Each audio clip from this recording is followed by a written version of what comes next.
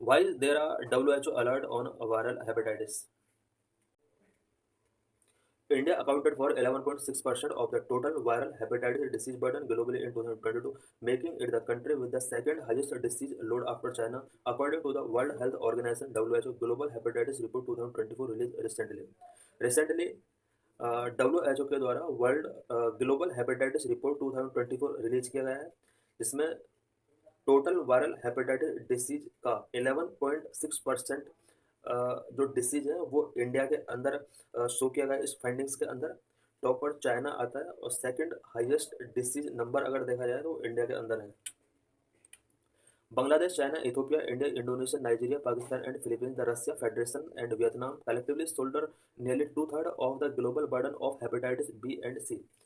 Uh, two-thirds of global burden of hepatitis B and C, पूरा world के अंदर hepatitis B और सी के जितने भी केस हैं उसका two third it means about 66% जो केसेस हैं वो इन कंट्रीज से यहाँ पर मिलते हैं, जो एशियन कंट्रीज हैं maximum, specially Bangladesh, China, Ethiopia, India, Indonesia, Nigeria, Pakistan, Philippines, Russian federation and Vietnam.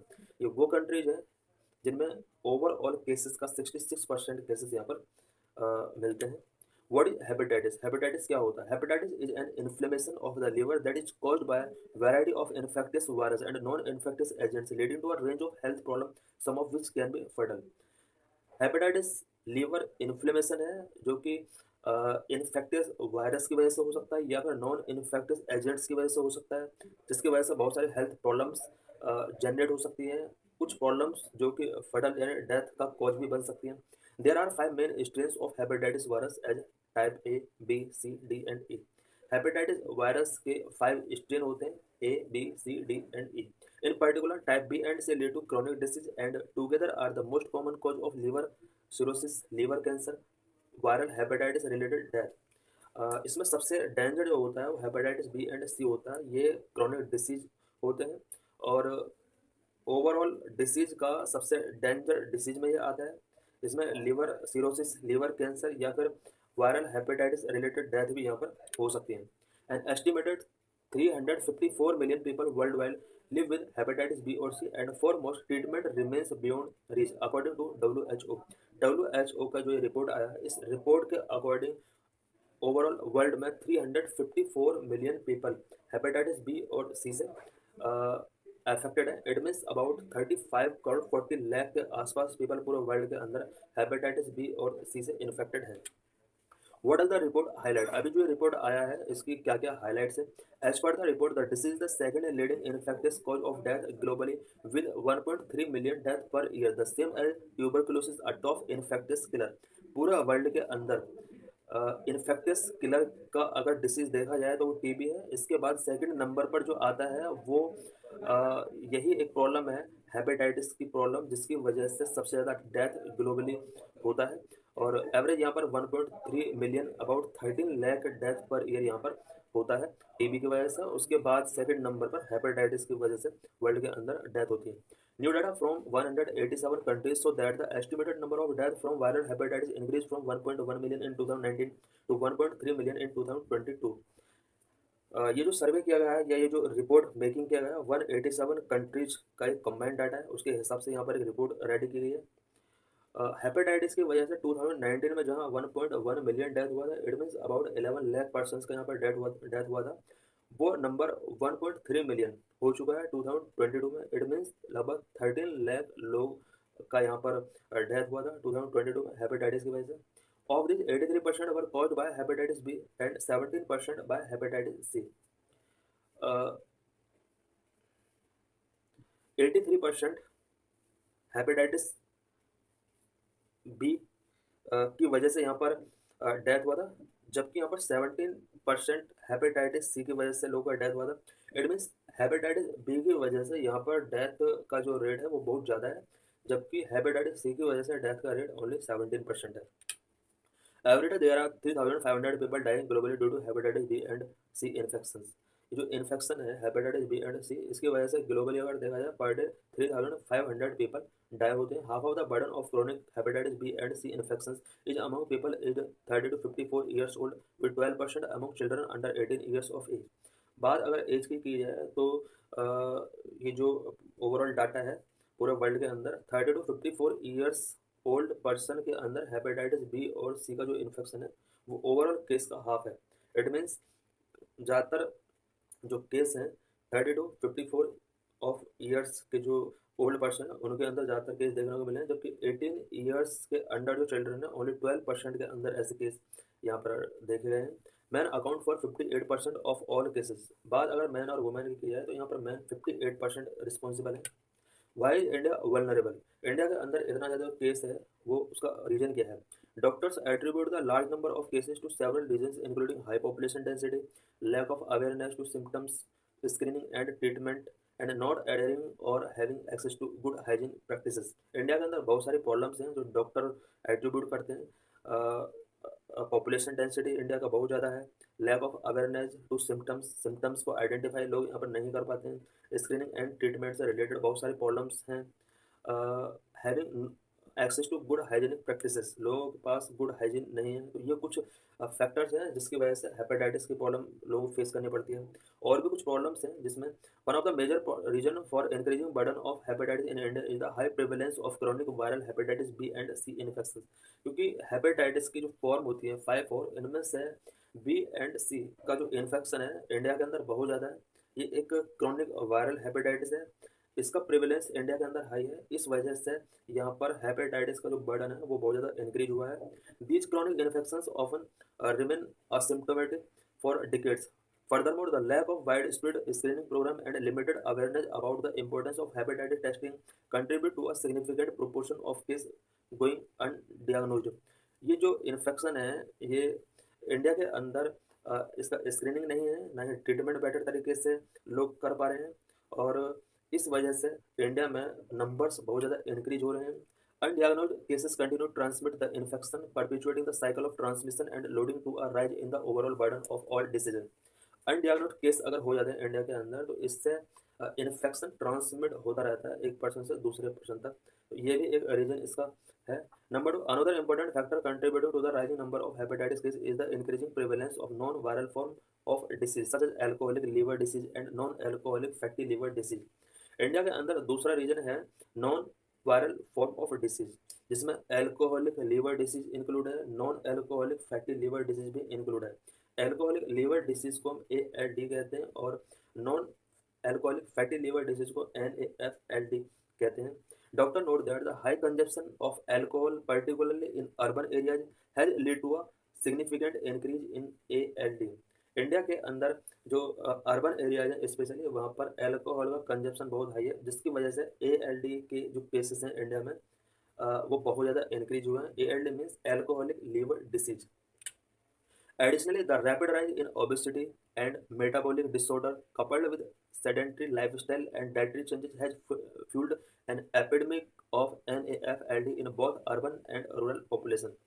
इसके साथ साथ कुछ और भी रीजन है, क्योंकि ओबेसिटी की problem and metabolic disorder India के पीपल के अंदर बहुत ज़्यादा इंक्रीज हुआ है। लाइफस्टाइल और डाइटरी चेंजेस इनका वो नहीं है जो होना चाहिए मैक्सिमम पीपल का, इसकी वजह से भी NAFLD की जो प्रॉब्लम है वो अर्बन और रूरल पॉपुलेशन के अंदर बहुत ज़्यादा इंक्रीज हुआ है।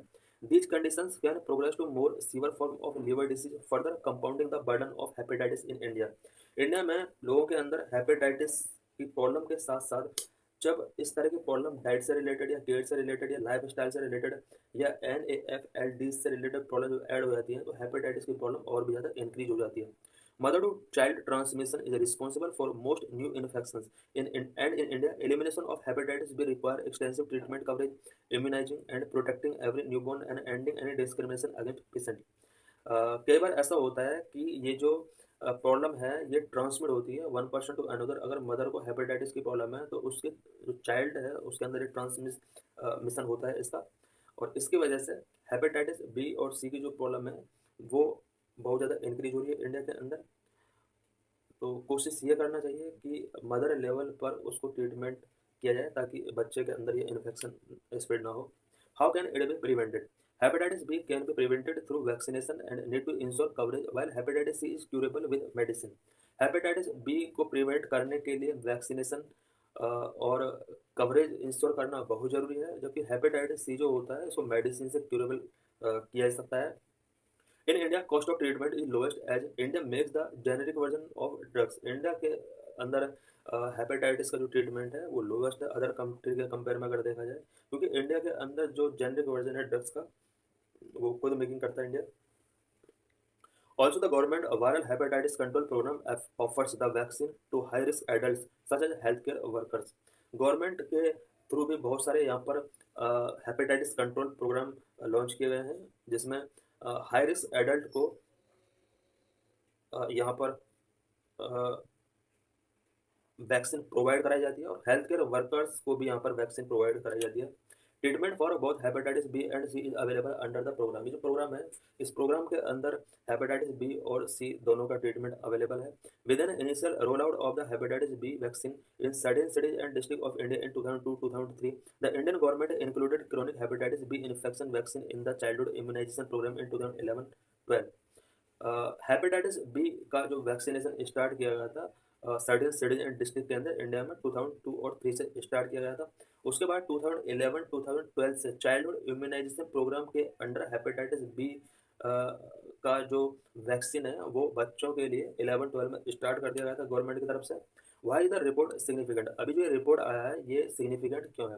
This is the first consolidated WHO report on the viral hepatitis epidemiology, service coverage and product access with data for action. ये WHO की तरफ से फर्स्ट कंसोलिडेटेड रिपोर्ट है स्पेशली हेपेटाइटिस एपिडेमोलॉजी के बारे में, और ये कुछ गाइडलाइंस प्रोवाइड करा है कंट्रीज के लिए कि किस तरह से इस प्रॉब्लम को कम किया जा सकता है। This report presents the latest estimate on the disease burden from 187 country across the world. पूरे वर्ल्ड के अंदर अबाउट 187 कंट्रीज के अंदर जो डिसीज बर्डन है उसका ये लेटेस्ट estimate present करता है। It also found that across all regions, only 13% of people living with chronic hepatitis B infection had been diagnosed, and approximately 3% had received antiviral therapy at the end of 2022। ये report के अंदर ये found किया गया है कि hepatitis infected person का only 13% ऐसे लोग हैं जो लिविंग हैं और जिनको डियाग्नोज किया जा सका है, जबकि इनका 3% ही ये जो ओवरऑल नंबर था हेपेटाइटिस बी पेशेंट का, इनमें से 3% को ही एंटीवायरल थेरेपी यहाँ पर दी जा सकी है। ये 2022 का डाटा है। इट मीन्स 13% पीपल को ही यहाँ पर बचाया जा सका, बाकी को डियाग्नोज नहीं किया जा सका। Regarding hepatitis 36% of people had been diagnosed and 20% had received curative treatment.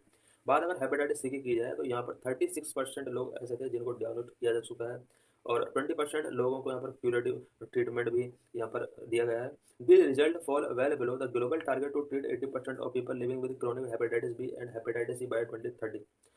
Global target ये रखा गया था कि 2030 तक hepatitis B and hepatitis C के जितने भी पेशेंट हैं उनका 80% पेशेंट को ट्रीट किया जाएगा, बट ऐसा लग रहा है कि ये जो टारगेट है बहुत अभी पीछे है।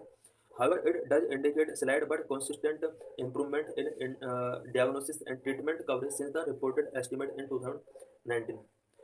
2019 से अगर देखा जाए तो यहाँ पर कंसिस्टेंट इम्प्रूवमेंट भी कुछ हुए हैं डियाग्नोसिस के मैटर में, और ट्रीटमेंट कवरेज भी काफ़ी हद तक इंक्रीज हुआ है इंडिया के अंदर या पूरे वर्ल्ड के अंदर।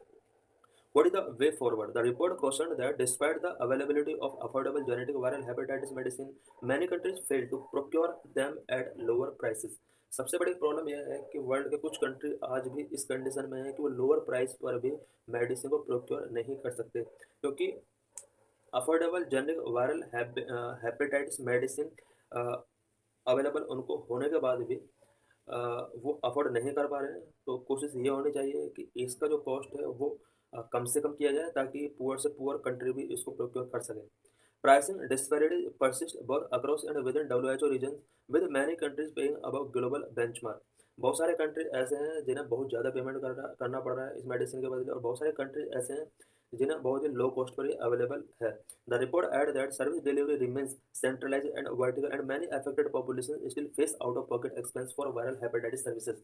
इस रिपोर्ट में ये भी कहा गया है कि जो सर्विस डिलीवरी है वो सेंट्रलाइज है और वर्टिकल फॉर्म में। सेंट्रलाइज का मीनिंग है कि यहाँ पर जो प्राइस है वो कंट्री के हिसाब से नहीं है, क्योंकि पूरे कंट्री को लो रेट पर ये मेडिसिन प्रोवाइड होनी चाहिए, जबकि ऐसा नहीं हो रहा है। वर्टिकल अप्रोच अगर फॉलो किया जाएगा तो पुअर कंट्रीज को यहाँ पर वैक्सीन नहीं मिल पाया है, जिससे वहाँ की जो अफेक्टेड पॉपुलेशन है उसको बहुत सारी problems, specially expense related problems वहाँ पर फेस करनी पड़ सकती हैं। It has outlined a series of actions to advance a public health approach to viral hepatitis designed to accelerate progress toward ending the epidemic by 2030। इस report के अंदर series of actions को आउटलाइन किया गया है। इसमें कहा गया है कि public health approach specially viral hepatitis को लेकर एडवांस करना होगा, और साथ ही 2030 तक का जो टारगेट है 80% पेशेंट को ट्रीट करने का, उसको अचीव करने के लिए गवर्नमेंट लेवल पर बहुत सारे एक्शंस लेने की जरूरत है। This must look at expanding access to testing and diagnostic, shifting to policies for equitable treatment, strengthening prevention effort, and improved funding both at a global level or within countries' health budget। Testing and diagnostic बहुत ही important है, और साथ में equitable treatment के लिए policies को shift करना होगा कंट्री की गवर्नमेंट को। प्रिवेंशन एफर्ट्स जितने भी हैं उनको स्ट्रॉन्ग करना होगा, फंडिंग लेवल को इम्प्रूव करना होगा, ताकि ग्लोबल लेवल पर और कंट्री लेवल पर हेल्थ इश्यूज को कॉम्बैट किया जा सके और